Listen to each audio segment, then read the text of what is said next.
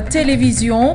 Au sommaire de ce journal Mali-France, Bamako répond à la suspension d'aide humanitaire de Paris suite à la suspension de l'aide publique au développement de la France. Les autorités de la transition ont réagi par une suspension des activités menées par les ONG françaises, financées bien sûr sur son territoire. Dans ce journal, on essaiera de comprendre les enjeux avec notre invité. Toujours en une de cette édition d'information RDC-Rwanda, la tension perdure et Kinshasa fait pression sur le Conseil de sécurité. Cette fois, ce sont les députés de nationalité congolaise qui se sont mobilisés auprès du siège des Nations Unies et ambassade occidentale à Kinshasa. Ceux-ci manifestent pour interroger le silence de la société internationale, mais surtout dénoncer face à ce que Kinshasa qualifie d'agression rwandaise. Mesdames, Messieurs, bienvenue à cette édition d'information et vous nous regardez sur toutes nos plateformes internet For You Media Africa. Nous recevez chez vous et nous écoutez sur la 96.3 FM For You Radio pour ceux qui sont à Douala et les environs. On démarre avec l'actualité au Mali en réponse à la suspension de l'aide au développement de la France au Mali. Le gouvernement de transition malienne a commis un communiqué le 21 novembre dans lequel il décidait d'interdire toute activité des organisations non gouvernementales financées par Paris sur son territoire. Noira a parcouru pour nous ce communiqué. Je vous propose son rendu. Le Mali reste et demeure un État souverain. En réponse à la suspension de l'aide publique au développement que la France accorde à l'État malien, le gouvernement de la transition a réagi. Par voie de communiqué daté du 21 novembre 2022, le gouvernement de la transition malienne a décidé d'interdire avec effet immédiat toutes les activités menées par les ONG opérant au Mali sur financement ou avec appui matériel aux techniques de la France, y compris dans le domaine humanitaire.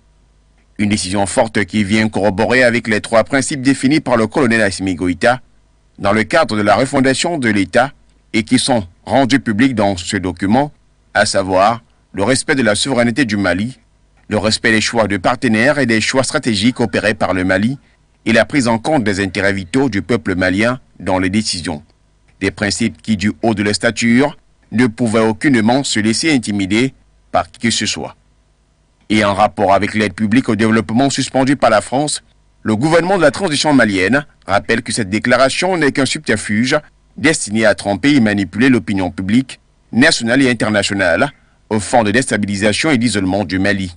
Le gouvernement de la transition du Mali rapporte que c'est depuis février 2022 que la France a notifié par voie diplomatique la suspension de sa coopération au développement en faveur du Mali.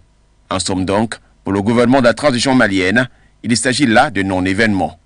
Le gouvernement invite par ailleurs le peuple malien à rester dans la sérénité et le soutien aux autorités de la transition dans leur noble mission de refondation de l'État et de lutte sans relâche contre les groupes terroristes.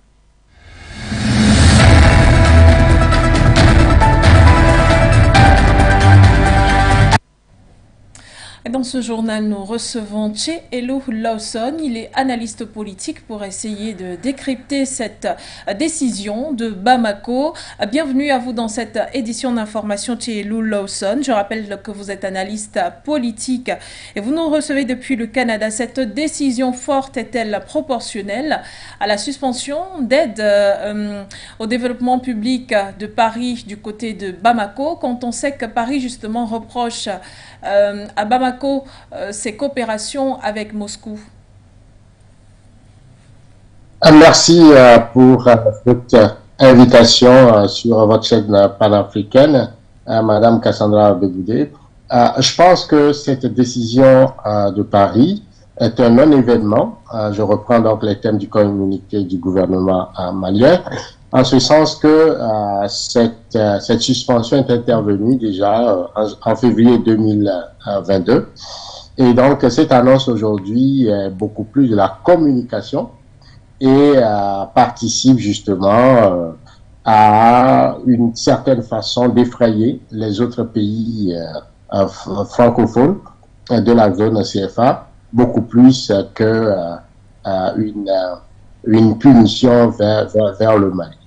Mais je pense que cette décision n'aura pas réellement aucun effet dans la mesure où le gouvernement malien a déjà pris des dispositions depuis février pour parier justement à cette subvention. C'est de bonnes augures, d'ailleurs, puisque pour le gouvernement malien, eh ben, il n'y a pas de regret, il a dit dans son communiqué, et ça leur permet d'abord de restaurer la dignité bafouée du peuple malien, et que ça traverse ce levier d'aide au développement. C'est un moyen pour la France de déshumaniser, ils ont utilisé le terme de la déshumanisation du peuple malien, et aussi un moyen de chantage du gouvernement français. Je crois que la table est mise, et il faut faire une analyse économique de l'impact de cette aide-là sur le gouvernement malien et sur les pays africains en général, pour comprendre justement les tenants et les aboutissants derrière cette politique d'aide qui ne produit pas en réalité aucun effet bénéfique pour les pays africains. Ça fait 60 ans qu'on essaie de les aider, mais je rappelle qu'ils sont partis du stade de pays en voie de développement, et aujourd'hui la plupart de ces pays de la zone francophone sont considérés comme des pays pauvres, très très endettés.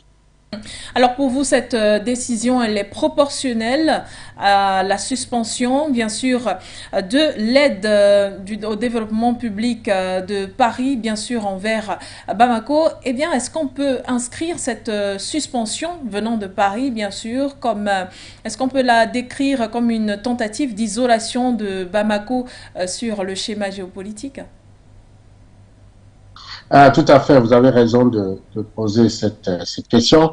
Mais il faut comprendre que depuis que les sanctions ont été prises par la CEDEAO contre le Mali, eh bien, c'est la France qui était à la manœuvre pour pousser le président du Ghana, qui était donc le président en exercice d'alors de la CEDEAO, d'aller non seulement avec des sanctions politiques, mais des sanctions aussi économiques. Et déjà, les mesures ont été prises pour je dirais, handicaper fortement le gouvernement malien et amener la population à se révolter et à faire tomber le gouvernement. C'était l'enjeu. Sinon, on n'irait pas jusqu'à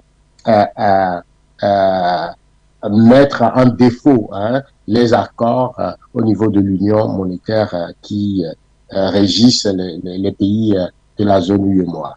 Donc, forcément, le gouvernement français utilise donc ces leviers-là pour pouvoir déstabiliser, parce qu'il n'est pas justement d'accord avec le Mali dans ses choix stratégiques.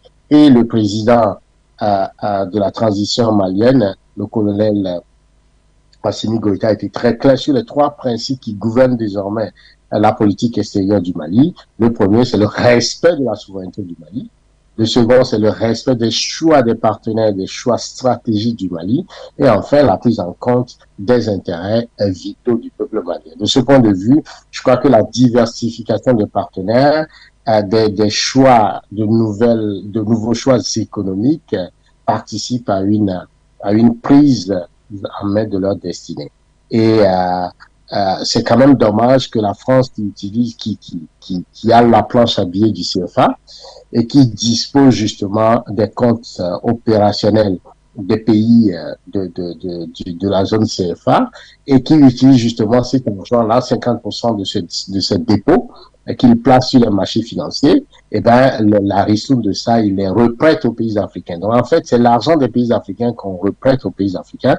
Et si c'est ça qu'on veut utiliser comme épée de Damoclès ou menace sur les pays, je pense que la France est très mal partie en termes de cet éveil de conscience des Africains, de la redéfinition de leur rapport par rapport à l'ancienne puissance coloniale. Thielou Lawson d'avoir participé à cette édition d'information. Je rappelle que vous êtes analyste politique. Merci pour l'invitation et nous espérons que d'autres pays africains verront vraiment ce qui se passe au Mali et prendront les dispositions nécessaires en termes de sécurisation de leur économie, de diminuer la part de l'aide dans le budget de leur pays et de compter sur leur propre compte, sur leur propre effort interne et surtout sur le produit national brut et non le produit intérieur brut. D'accord, merci infiniment. Au revoir.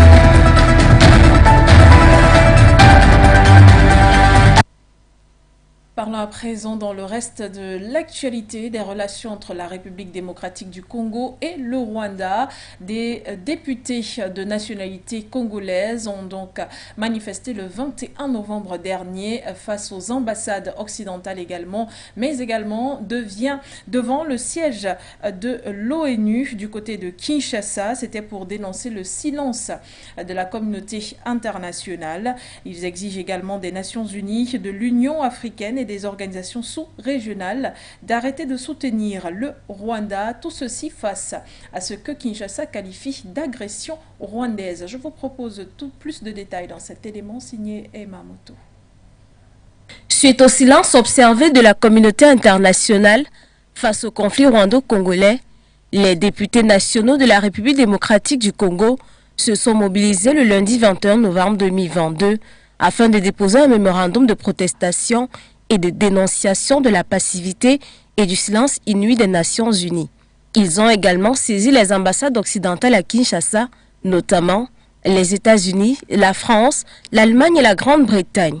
Les députés congolais affirment que l'agression de la République démocratique du Congo par les rebelles du M23, soutenus par le Rwanda selon les autorités congolaises, est inadmissible et injuste.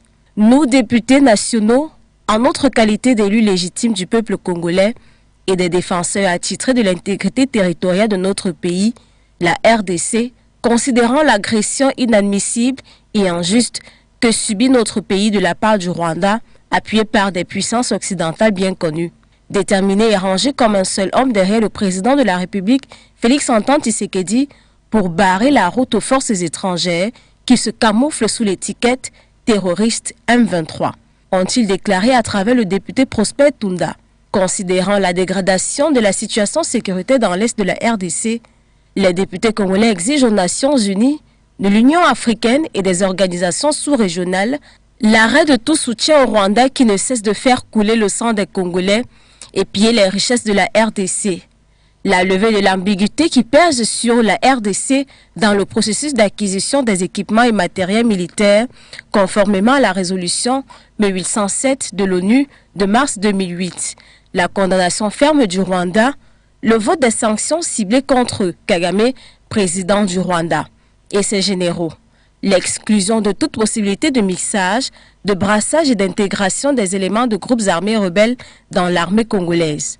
En outre, les élus du peuple rappellent que la République démocratique du Congo reste une et indivisible. Son peuple est déterminé à défendre son intégrité territoriale jusqu'au sacrifice suprême. Et d'autres relations à présent qui s'effritent peut-être, c'est entre le Burkina Faso et la France. Un retrait des troupes françaises du Burkina Faso n'est pas à exclure, selon le ministre français des Armées Sébastien Lecornu, qui évoque d'ailleurs le besoin urgent pour son pays de réévaluer sa stratégie générale en Afrique.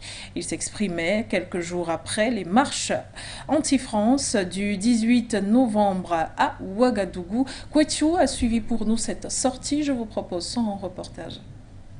Sabre, le contingent des forces spéciales françaises, basé dans la région de Ouagadougou au Burkina Faso, est-elle en voie de plier bagages?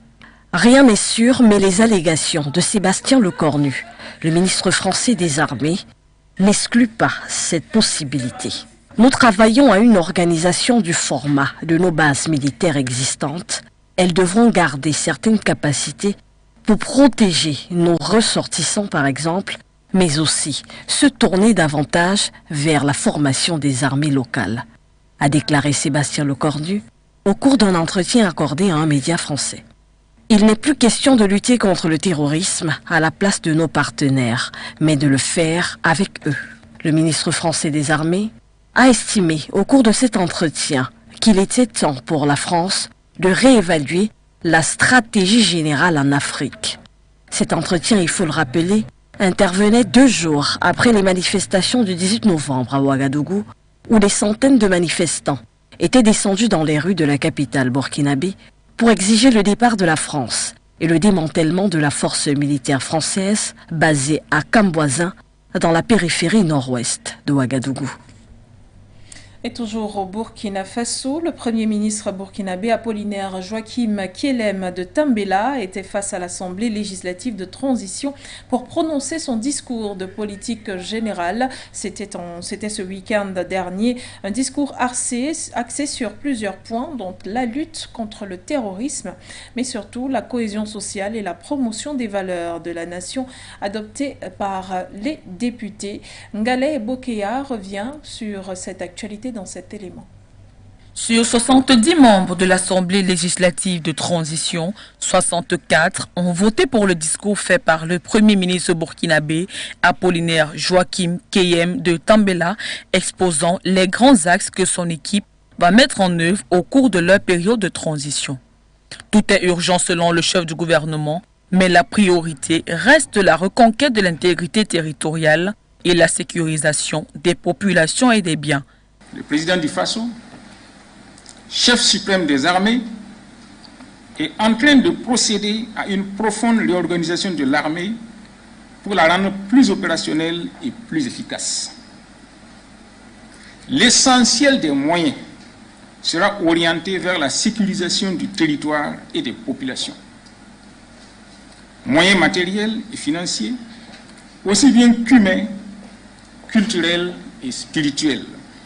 Car si le vivre ensemble est aujourd'hui mis à mal, c'est aussi parce que culturellement et spirituellement, la société a failli quelque part. Une faillite générale de la société que viendra corriger le gouvernement de transition par la transmission des valeurs sociétales.